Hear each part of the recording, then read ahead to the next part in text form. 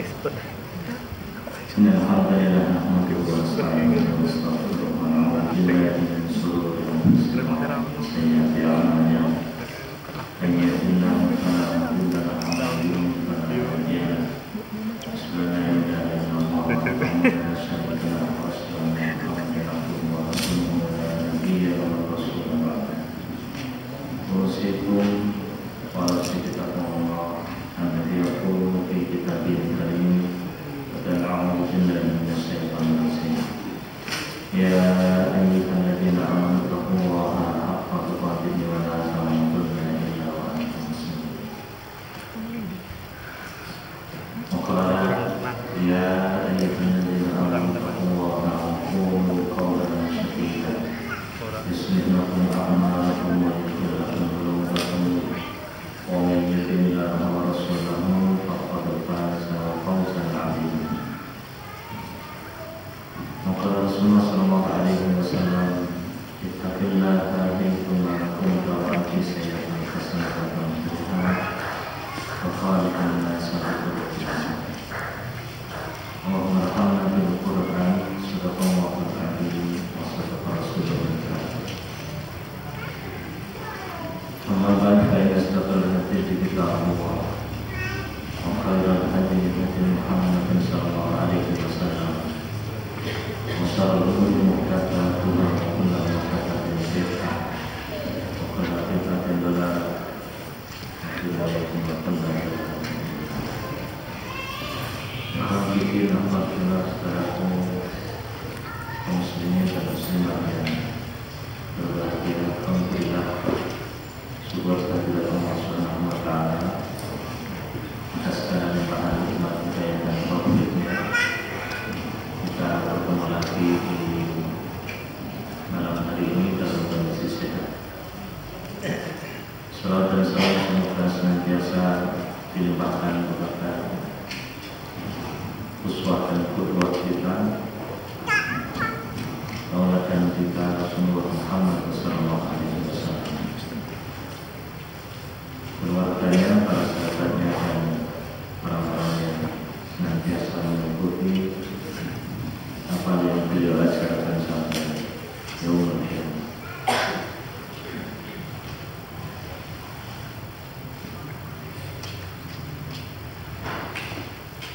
Rasulullah sallallahu alaihi wasallam pernah bersabda,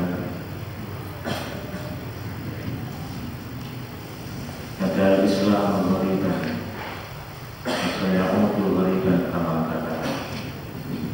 Fatuba lil ghuraba alladzina yasmi'una hina fasadin nas."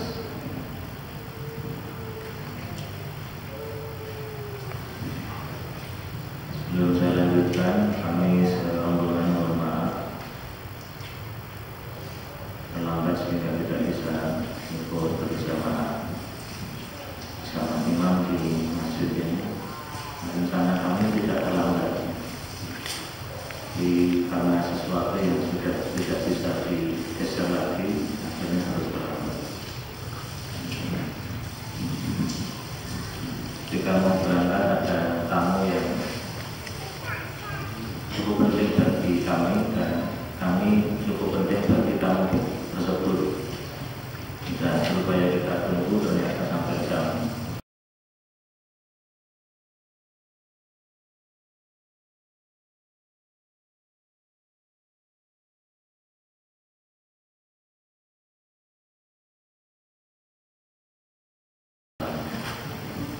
dan mereka tidak tahu kalau saya dan serombongan itu ingin lanjut sampai di sini.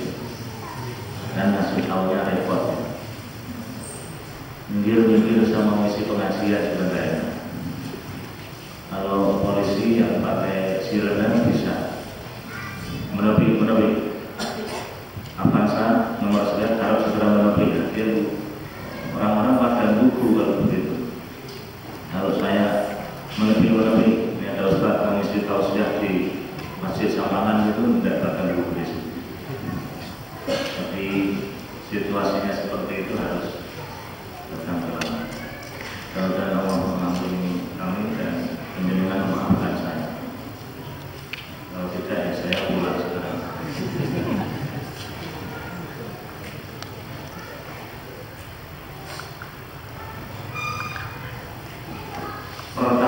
Islam datang dianggap asing, dianggap aneh, dan nanti Islam akan kembali dianggap asing.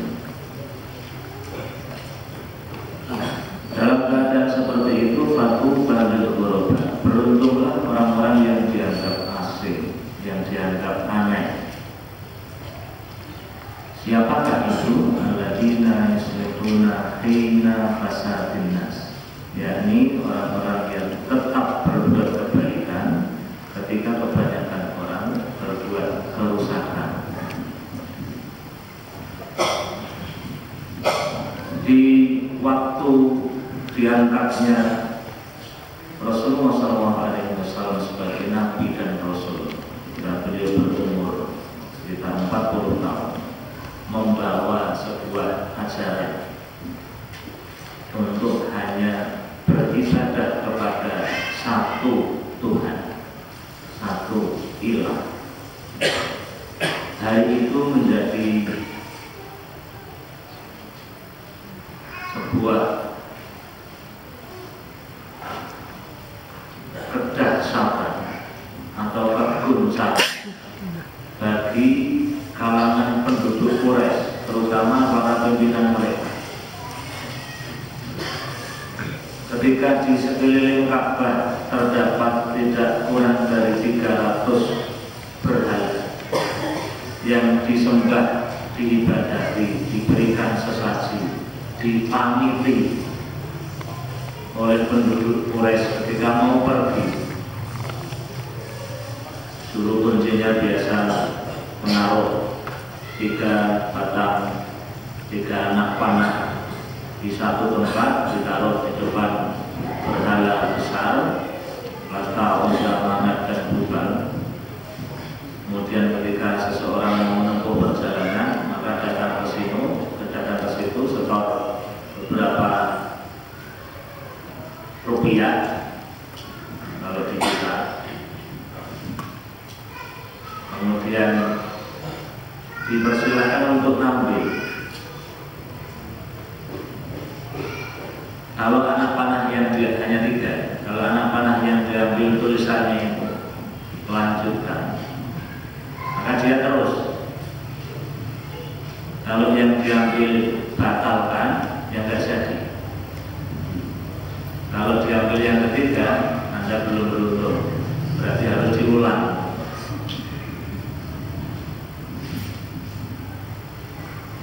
Itu sudah biasa.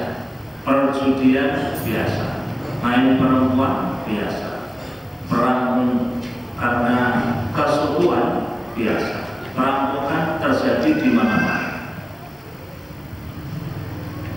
Ketika kemudian Rasulullah hadir dengan membawa keyakinan bahwa yang berhak diibadati, disembah, ditakuti, dijadikan sebagai tempat bergantung hanya Allah Subhanahu wa Ta'ala, ini menjadi informasi yang luar biasa, yang menyebabkan para pimpinan Quraisy itu marah, kemudian memikirkan berbagai strategi untuk menghentikan dakwah Rasulullah SAW yang awalnya secara sembunyi-sembunyi, kemudian terang-terang.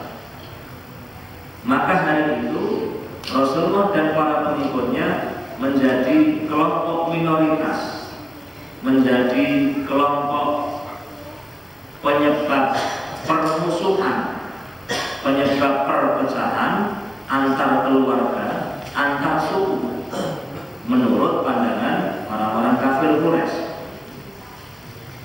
Rasulullah dianggap sebagai biang kerusuhan, sebagai biang perpecahan. Tanpa munculnya Rasulullah dengan membawa Islam saja, itu para suku, antar suku sudah saling berpecah. Kemudian ketika muncul Islam, muncul ajaran bahwa yang berhak disembah hanya Allah Subhanahu wa Ta'ala, antara bapak dan anak berpisah, antara suami dan istri berpisah, antara tuan dan budaknya berpisah. Dalam bahasa sekarang barangkali orang dulu menyebutnya Rasulullah itu kelompok ekstrim, kelompok fundamentalis atau gerakan fanatis dan lain sebagainya. Beliau menjadi orang yang aneh, orang yang tidak seperti kebanyakan manusia pada umumnya. Umumnya hari itu menyembah berhala, menyembah patung. Ikhwan fillah, saudara yang dirahmati Allah. Hari ini di zaman-zaman akhir, sebagaimana yang disabdakan oleh Rasulullah SAW, yang kiamat sudah semakin dekat, Islam kembali dianggap aneh, dianggap asing, bahkan yang lebih aneh lagi, bukan hanya orang Islam, bukan hanya orang di luar Islam yang menganggap ajaran Islam itu aneh, ajaran Islam itu asing, bahkan termasuk orang-orang yang mengaku dirinya Muslim menganggap sebagian ajaran Islam itu aneh karena tidak sesuai dengan kebiasaan di kampungnya, tidak sesuai dengan adat di sukunya, dan tidak sesuai dengan hobi serta kebiasaan di dalam keluarganya atau di kantornya.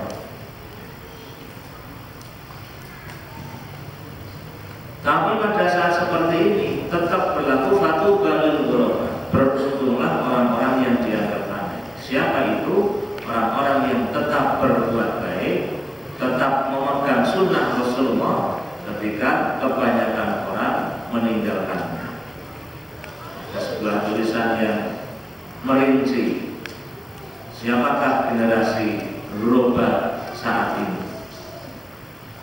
Di antaranya sekelompok orang yang berpola hidup sederhana. Di saat semua orang berupaya untuk menumpuk harta dan mengejar hidup serba mewah, mereka ini berpikir sederhana dan lurus, memikirkan bagaimana berbagi dengan saudara seakidahnya. Di saat kebanyakan orang egois dan hanya berpikir bagaimana keturunannya dapat mewarisi hartanya. Ini termasuk ghuraba, termasuk orang yang aneh. Bukan karena dia miskin, jadi pilihan orang yang hidup sederhana seperti ini bukan karena dia miskin. Kalau karena miskin itu memang sudah seharusnya. Dimana tidak sudah miskin mau hidup mewah ini. Kalau miskin itu bukan pilihan, hidup sederhananya sudah sebuah keharusan. Tapi orang yang diberikan oleh Allah kelimpahan rezeki, sedangkan dia tetap memilih hidup dengan gaya sederhana, dia bisa beli mobil mewah, tapi mencukupkan diri dengan mobil sederhana. Dia bisa tinggal di hotel-hotel berbintang 5 atau lebih dari itu kalau sudah dibangun. Tapi dia tetap memilih tinggal di losmen-losmen sederhana ketika dia